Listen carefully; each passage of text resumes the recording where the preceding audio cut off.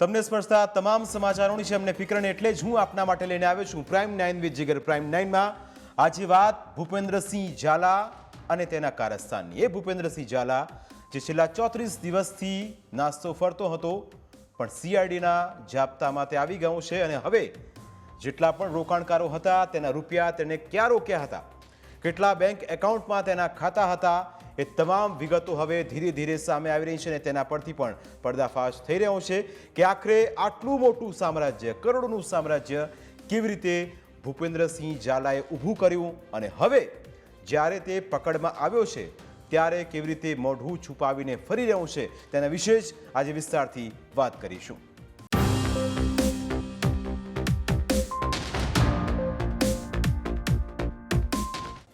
તો તમામ સહયોગી અમારી સાથે આજે જોડાયા છે, મહેસાણાથી જોડાયા છે કમલેશ, સાથે મિહિર જે સતત છેલ્લા કાલથી આખું આ ઘટનાક્રમને કવરેજ કરી રહ્યા છે અને સ્ટુડિયોમાં ઉપસ્થિત છે જયેશ જે લીગલ કેવી રીતે કાયદાકીય મુશ્કેલી ભૂપેન્દ્રસિંહ ઝાલાની વધી શકે અને તેની અંદર રિમાન્ડના જે મુદ્દાઓ છે તેના વિશે વિસ્તારથી ચર્ચા કરશે। સૌથી પહેલો સવાલ મિહિર આપને, છેલ્લા 24 કલાકની અંદર અનેક ઉતાર ચઢાવ આવ્યા અને જે પૂછપરછ ભૂપેન્દ્રસિંહ ઝાલાની કરવામાં આવી, કારણ કે જ્યારે કોર્ટમાં રજૂ કરાયો ત્યારે ભૂપેન્દ્ર કે જે રાજા બનીને ફરતો હતો 6000 કરોડના કૌભાંડ કરીને, એ ભૂપેન્દ્ર આજે કોર્ટમાં મોઢું છુપાવતો જોવા મળ્યો।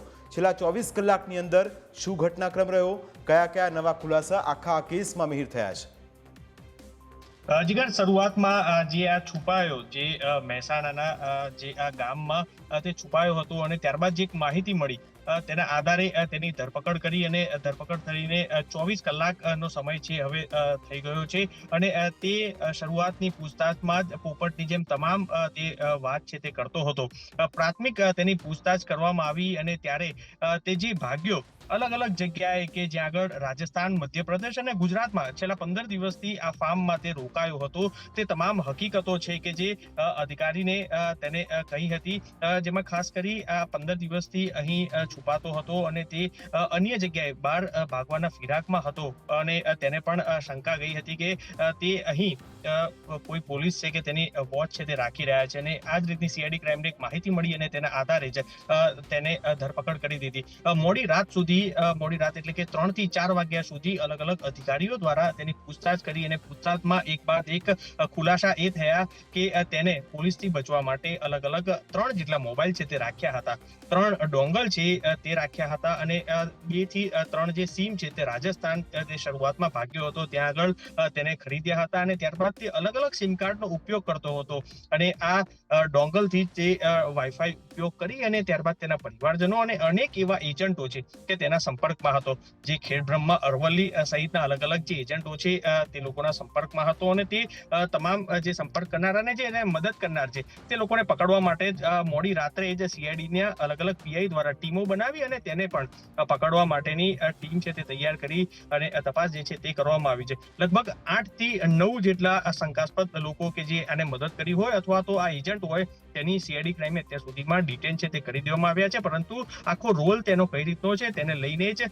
તેની ધરપકડ છે તે કરવામાં આવશે। તે બાદ વહેલી સવારે જ સીઆઈડી ક્રાઇમના અધિકારીઓ એ પૂછતાછ કરતા સામે આવ્યું હતું કે તેને 3500 થી વધુ રોકાણકારો છે તે રોકાણ કરાવ્યા છે, એટલે તેને આ આખી અમાઉન્ટ એટલે કે આ જે રોકાણકારો છે તેની સંખ્યા તેને 3500 જેટલી કીધી અને સાથે જ તેને તે પણ કબૂલ્યું કે જે 450 થી વધુ કરોડ રૂપિયા જે છે કે મેં આ રોકાણકારોના લીધા છે અને આ આખી તેની સ્કીમ કઈ રીતના તેને શરૂઆત કરી, સાથે જ સીઆઈડી ક્રાઇમે જે પદ્ધતિસર તેની પૂછતાછ કરી, શરૂઆતમાં તે પકડાયો તો તે કોની મદદ લીધી, કોના ત્યાં આગળ રોકાયો તો, ત્યારબાદ તેનો અભ્યાસથી લઈ અને આખું સામ્રાજ્ય અને આખું નેટવર્ક નેક્સસ તેને કઈ રીતના શરૂ કર્યું કે જે બીએસસી અને બીએડ સુધીનો તેને અભ્યાસ કર્યો હતો અને ત્યારબાદ તે શિક્ષકની નોકરી કરી અને ત્યારબાદ તેને આખો વિચાર આવ્યો કે રોકાણકારોના જે અલગ અલગ લોકોને લોભામણી લાલચો આપી અને ત્યારબાદ તે સ્કીમ આખી શરૂ કરી અને તે બીઝેડના અલગ અલગ એવા 4 ફર્મની કંપની છે કે તેને તેના ફાધરના નામની અને તેવી રીતના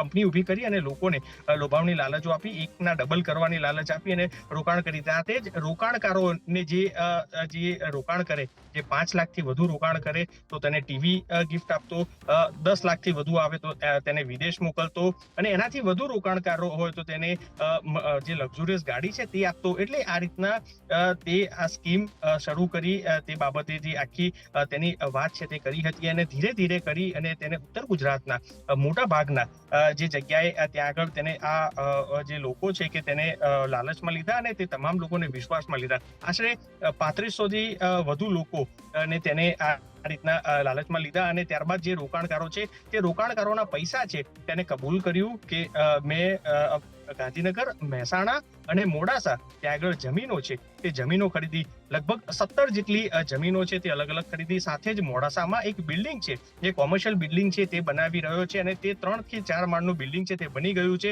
એટલે ત્યાં આગળ તેને પૈસા છે તે રોક્યા છે. એટલે હાલ 24 કલાકની પૂછતાછમાં અલગ અલગ એવા મોટા ખુલાસા છે તે થયા છે, અને ખુલાસામાં તે અત્યાર સુધીમાં ક્યાં રોકાણ કર્યું છે, આખો તેનો પ્લાન હજી પણ ઉત્તર ગુજરાતના મોટા ભાગના લોકોને આ આખા રોકાણ કરવા માટે જે આખી સ્કેમમાં ભરવા માટેનું આખો પ્લાન છે તે હતો. પરંતુ તે પ્લાન કરે તે પહેલા જ આખું પર્દાફાશ છે તે થયો હતો કે એક નનામી અરજીથી અને અરજી બાદ એક સીઆઈડી ક્રાઇમે જે તપાસમાં સામે આવ્યું. સાથે જ અત્યાર સુધીમાં સીઆઈડી ક્રાઇમે તપાસ કરતા જ જે એક ઓફિસમાંથી જે મયુર દરજી અને અન્ય ત્યાં આગળથી તેની પાસેથી જે ઓફિસમાં સર્ચ કર્યું હતું, અને ત્યાંથી જે ચોપડા મળ્યા હતા, જેમાં એન્ટ્રી જોઈને સીઆઈડી ક્રાઇમના અધિકારીઓ પણ ચોંકી ગયા હતા, કારણ કે કરોડો રૂપિયાના એન્ટ્રીના રોકડના જે ચોપડા હતા એ 52 કરોડથી પણ વધુના હતા. એટલે તે બાબતે પણ તપાસ જે છે તેની પૂછતાછ છે તે કરવામાં આવશે. 14 દિવસના રિમાન્ડ માંગ્યા હતા, જેમાંથી 7 દિવસના રિમાન્ડ છે તે કોર્ટે મંજૂર કર્યા છે. ત્યારે હાલ 24 કલાકની પૂછતાછમાં તે રોકાણકારો અને તેને મદદ કરનાર જે કિરણસિંહ જેના ત્યાં આગળ જે રોકાયો હતો તે આ ભૂપેન્દ્ર ની એક પોલીસમાં એક મહિલા મિત્ર છે, તેના થકી 2018માં તે સંપર્કમાં આવ્યો હતો, અને ત્યારબાદ તે લોકો મિત્રતા થયા હતા, અને તેને ખ્યાલ હતો કે તે નાસ્તો પડતો હતો અને તેને રાખવા માટે આશરો આપ્યો હતો. તો પ્રાઇમ 9માં સમય થયો છે બ્રેકનું.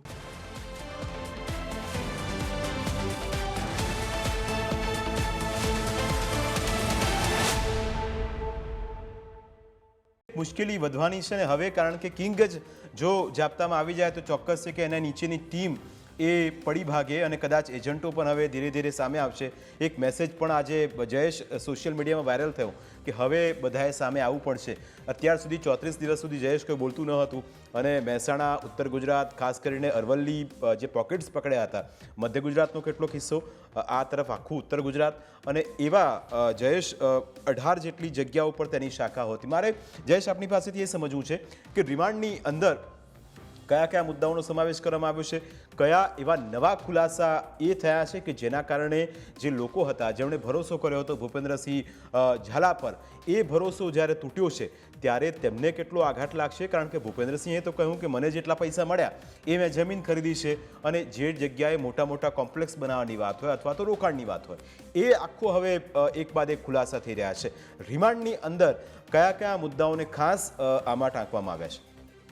જીગર, જ્યારે આજે ભૂપેન્દ્ર ઝાલાને કોર્ટમાં રજૂ કરવામાં આવ્યો ત્યારે 21 જેટલા મુદ્દાઓ છે તે ટાંકવામાં આવ્યા હતા, અને તેમાં મુખ્યત્વે એ તમામ પ્રશ્નોનો જવાબ છે તે શોધવાનો પ્રયાસ તપાસ એજન્સી કરતી હોય છે કે જે જજ સામે રિમાન્ડના મુદ્દા રજૂ કરવામાં આવે એ સવાલો છે તે તપાસ એજન્સીને તપાસવાના બાકી હોય છે, અને તમામ સવાલો એ રિમાન્ડના મુદ્દાના સ્વરૂપે લેવામાં આવતા હોય છે. જેમાં ભૂપેન્દ્ર ઝાલા એક તો આટલા સમયથી તે ફરાર હતો, અને ફરાર હતો ત્યારે એ કઈ કઈ જગ્યાઓ ઉપર ગયો તેની તપાસ કરવાની બાકી છે. તેને લઈને પણ જે ભૂપેન્દ્ર ઝાલા છે તેને પૂછપરછ કરવી જરૂરી છે. એક દલીલ હતી. તો સાથે જે 6000 કરોડનો આંકડો આવ્યો છે, ત્યારે ભૂપેન્દ્ર ઝાલા કેટલા કરોડ રૂપિયા છે તેમણે રોકાણકારો પાસેથી લીધા છે, ને તેમાંથી કઈ રીતે તેણે એ પૈસા ડાયવર્ટ અનેક જગ્યાઓ ઉપર કર્યા છે, એ સોર્સ શું છે તેની તપાસ કરવાની બાકી છે. એ પણ એક દલીલ છે તે કરવામાં આવી. સાથે જે રોકાણકારો પાસેથી 94 કરોડ જેટલી રકમ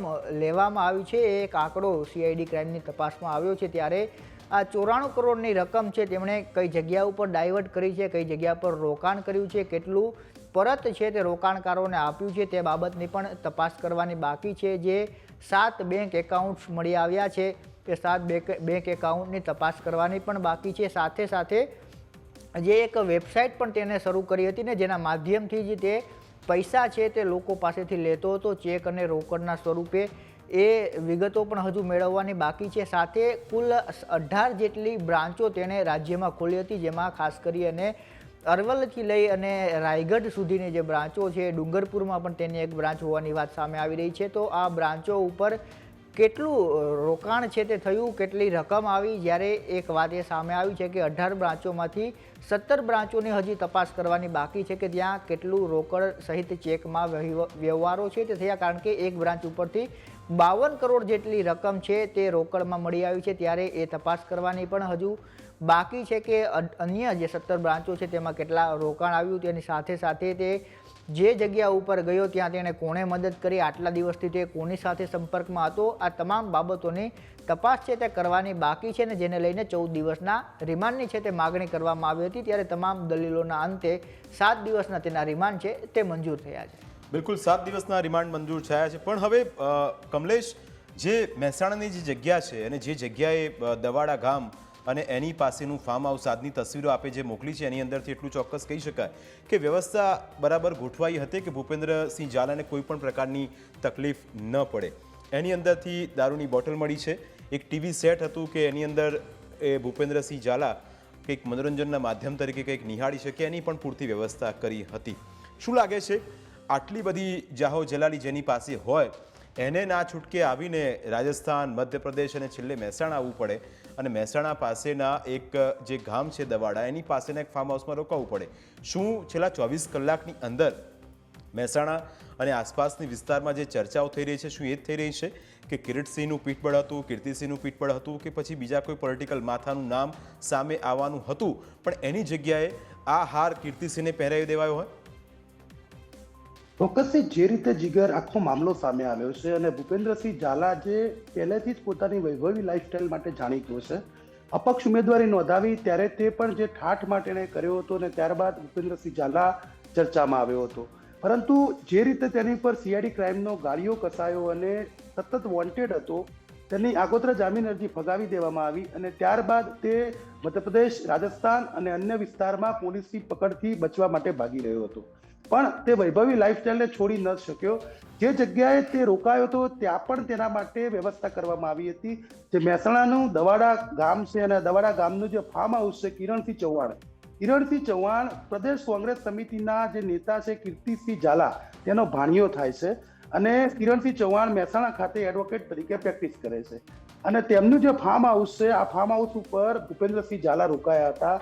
જે દ્રશ્યો સામે આવ્યા છે, જે જગ્યાએ ભૂપેન્દ્રસિંહ ઝાલા રોકાયા હતા તે રૂમના દ્રશ્યો સામે આવ્યા છે, તેમાં સંપૂર્ણ વ્યવસ્થા કરવામાં આવી હતી કે ભૂપેન્દ્રસિંહ ઝાલાને કોઈ પણ પ્રકારની તકલીફ ન પડે. ત્યાં ટીવી સેટ લગાવવામાં આવ્યો હતો, ત્યાં વાઈફાઈની સગવડ કરવામાં આવી હતી. તો જે રૂમ છે ફાર્મ હાઉસનો તેની પાછળ પાર્ટી કર્યા બાદ દારૂની ખાલી બોટલ પણ ફેંકવામાં આવી હોવાના દ્રશ્યો સામે આવ્યા છે. ખાવા પીવાની વ્યવસ્થા કરવામાં આવી હતી, પથારીની વ્યવસ્થા કરવામાં આવી હતી. આમ જે પ્રાથમિક જરૂરિયાતોથી વધી અને વાઈફાઈ સુધીની અહીં સગવડો ઉપલબ્ધ કરાવાઈ હતી. જોકે સવાલ એ ઊભો થાય છે કે જે કિરણસિંહ ચૌહાણ જે પીઆઈ જે ભૂપેન્દ્રસિંહ ઝાલા સાથે જે મહિલા પીઆઈનું જે નામ આવી રહ્યું છે તેનો માનેલો ભાઈ હોવાનું કહેવાય રહ્યું છે અને આ જે કિરણસિંહ ચૌહાણ જે પીઆઈ છે જેથી ફિયાન્સી હોવાનું કહેવાય રહ્યું છે અને આ પીઆઈના ત્યાં થોડા સમય પૂર્વે સીઆઈડી ક્રાઇમની ટીમ દ્વારા પણ સર્ચ ઓપરેશન કરવામાં આવ્યું હતું અને 2018થી જે મહિલા પીઆઈ છે પીએસઆઈ હતા અને હમણાં તેમને તાજેતરમાં પીઆઈનું પ્રમોશન મળ્યું છે. કિરણસિંહ ચૌહાણ વર્ષ 2018થી આ મહિલા પીએસઆઈના કારણે ભૂપેન્દ્રસિંહ ઝાલાના સંપર્કમાં આવ્યો હતો અને ત્યારબાદ તેમની વચ્ચે મિત્રતા હતી. હવે ભૂપેન્દ્રસિંહ ઝાલાએ પોતાની જે રિમાન્ડ દરમિયાન કે પૂછપરછ દરમિયાન જે કબૂલાત કરી છે અથવા તો પોલીસના જે પ્રશ્નાવલી છે સીઆઈડી ક્રાઇમની તેમાં જે કબૂલાત કરી છે તે મુજબ તેને મહેસાણામાં પણ જમીન ખરીદી હોવાની એક વાત સામે આવી છે. તો ક્યાંક ચોક્કસપણે જે કિરણસિંહ ચૌહાણનું જે ફાર્મ હાઉસ છે તેમાં તેણે કેમ પસંદ કર્યું તે પણ એક તપાસનો વિષય છે. કારણ કે ભૂપેન્દ્રસિંહ ઝાલા સામે ઘણી બધી જગ્યાઓ હતી પણ દવાડા ગામ અને કિરણસિંહ ચૌહાણનું ફાર્મ હાઉસ કેમ પસંદ કરવામાં આવ્યું તે પણ એક તપાસનો વિષય છે. ત્યારે આ જમીનના રોકાણમાં પણ ક્યાંક તેની ભાગીદારી હોઈ શકે છે, પણ એ પોલીસ તપાસનો વિષય છે. હાલ પોલીસ દ્વારા કિરણસિંહ ચૌહાણની પણ પૂછપરછ થઈ રહી છે, સાથે સાથે ભૂપેન્દ્રસિંહ ઝાલાની પણ પૂછપરછ થઈ રહી છે. બિલકુલ. તો બીજી તરફ કોંગ્રેસ જે અગ્રણી છે કીર્તિસિંહ ઝાલા, તેમણે પોતાનો ભાણિયો નિર્દોષ હોવાનું અને માત્ર વકીલ અને અસીલનો સંબંધ હોવાની વાત નિવેદન તેમના દ્વારા આપવામાં આવ્યું છે. બિલકુલ બિલકુલ ભૂપેન્દ્રસિંહ ઝાલા તો હવે પકડાઈ ગયો, કારણ કે 34 દિવસ બહુ આંટાફેરા કર્યા. તો પ્રાઇમ 9માં સમય થયો છે બ્રેકનું. બ્રેક બાદ એ ચર્ચા કરીશું કે આખરે રોકાણકારોએ જે પોતાના રૂપિયા રોક્યા હતા એમને કાયદાકીય રીતે કેવી રીતે મદદ મળી શકે, તેના વિશે કરીશું વાત એક બ્રેક બાદ.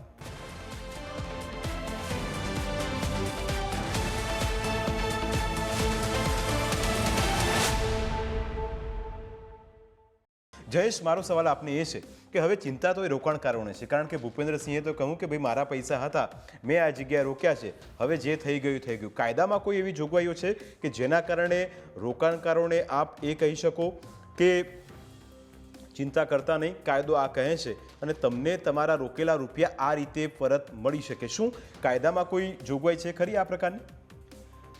ચોક્કસથી જીગર, આ પ્રકારની જોગવાઈ છે. અને જો ભૂપેન્દ્ર ઝાલા સામે જે CID દ્વારા ફરિયાદ નોંધવામાં આવી છે, તો એ ફરિયાદની કલમો આપણે જોઈએ તો એમાં એક GPID કલમ છે તે લગાડવામાં આવી છે. અને જ્યારે ભૂપેન્દ્રસિંહ ઝાલા દ્વારા જામીન અરજી કરવામાં આવી, આગોતરા જામીન અરજી કરવામાં આવી, ત્યારે પણ એ તેમના વકીલની મુખ્ય દલીલ હતી કે આ કેસમાં GPID એક્ટ છે તે નથી લાગતો, પરંતુ GPID એક્ટ છે એ આપણે સમજીએ તો એ Gujarat protection of interest of ડિપોઝિટર્સનો એક્ટ છે કે જે નરેન્દ્ર મોદી દ્વારા 2003માં છે તે લાગુ ગુજરાતમાં કરવામાં આવ્યો હતો. આ એક એવો પ્રકારનો ગુનો લાગુ પડે છે એ સંજોગોમાં કે જ્યારે એક માસ પબ્લિક સાથે કોઈ છેતરપિંડી થઈ હોય તો એક મોટો સમૂહ છે કે જેમણે કોઈ પૈસા રોક્યા છે અને ત્યારબાદ જે કંપની છે તે આ પ્રકારે તેમની સાથે ફ્રોડ કરે અથવા તો જે વાયદાઓ આપવામાં આવ્યા હોય છે ને વાયદાઓ એ નથી પાડતા, ને એવા સંજોગોમાં જે આરોપી છે અથવા કંપની છે તેમની જે મૂવેબલ અથવા તો ઇનમૂવેબલ જે પ્રોપર્ટીઝ છે